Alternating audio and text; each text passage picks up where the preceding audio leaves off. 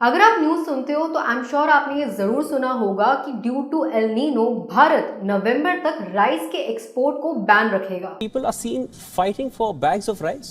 Absolutely. Now, Indians in North America, they've been spotted hoarding large bags of Indian origin rice. Because we're also dealing with the impact of El Nino hitting, the supply of crops and the Black Sea grain deal. So whenever the large exporter of a commodity such as India is for rice. पर ये El Nino और ला नीना आखिर है क्या और ये दोनों एक दूसरे से कैसे अलग हैं? इवन इसका जिक्र यूपीएससी प्री 2011 और एमपीएससी मेंस की 2013 के पेपर में भी हुआ है। एल नीनो और ला नीना एक कॉम्प्लेक्स क्लाइमेट फिनोमिनन है जो कि पैसिफिक ओशियन में अकर होते हैं और इनका इम्पैक्ट ग्लोबल वेदर पैटर्न पर सिग्निफिकेंटली होता है। Let's take a closer look at El Nino. El Nino एक क्लाइमेट पैटर्न है जो कि ईस्टर्न ट्रॉपिकल पैसिफिक ओशियन में unusual warming of surface water को डिस्क्राइब करता है। ऐसा कहा जाता है कि इस अनयूजुअल वाटर वार्मिंग फिनोमिनन को साउथ अमेरिका के एक फिशरमैन ने पेरू के कोस्ट पर देखा था और तब से इसका नाम एल नीनो हो गया,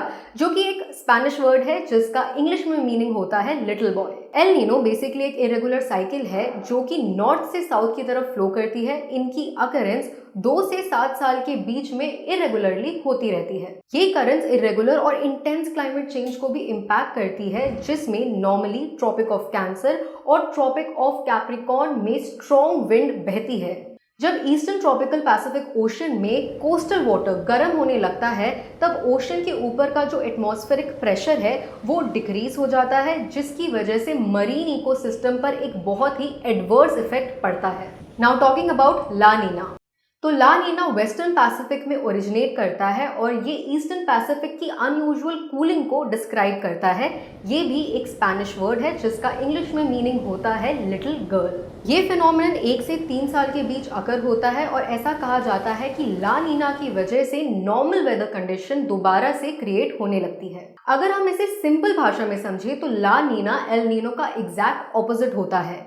ला नीना करंट्स के इम्पैक्ट को समझे तो फर्स्टली कूलर ओशन टेम्परेचर की वजह से ड्रॉट के कंडीशंस हो सकते हैं, जिसकी वजह से वाइल्ड फायर का रिस्क रहता है। सेकेंडली साउथ अमेरिका के वेस्टर्न कोस्ट में कम रेनफॉल के आसार भी बनते हैं और थर्डली इसकी वजह से कुछ रीजन्स में स्ट्रॉन्गर विंटर स्टॉर्म्स की पॉसिबिलिटी भी बढ़ जाती है और ट्रॉपिकल साइक्लोन एक्टिविटी पर भी इम्पैक्ट पड़ता है। ये दो टर्म्स ओवरहाइप तो जरूर है बट पैसिफिक ओशन करंट्स का इम्पोर्टेंट पार्ट है।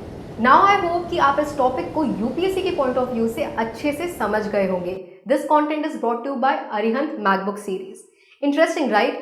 यूपीएससी के ऐसे ही क्रिटिकल कॉन्सेप्ट्स को आसानी से समझने के लिए explore Arihant Magbook series which explains concepts like no other and stay tuned to our channel.